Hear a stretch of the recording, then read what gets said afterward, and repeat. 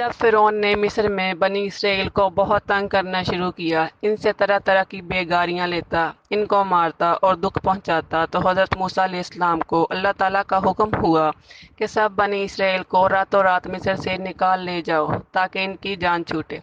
हज़रत मूसा अलैहिस्सलाम सबको लेकर चले। जब दरिया नील पर पहुंचे, रास्ता भूल गए और किसी को रास्ते की पहचान न आई। आपने तअज्जुब किया और पुकार कर फरमाया, जो शख्स इस बेत से वाकिफ हो वहां आकर बतला दे।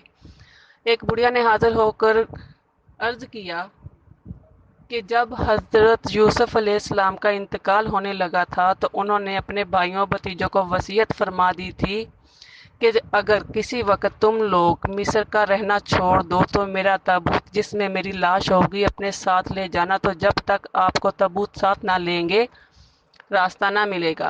आपने ताबूत का हाल पूछा, कहाँ दफन है? इसका वाकफ भी बुढ़िया के अलावा कोई ना निकला। उसे पूछा तो उसने अर्ज किया कि मैं यूं ना बतलाऊंगी, मुझसे एक बात का इकरार कीजिए।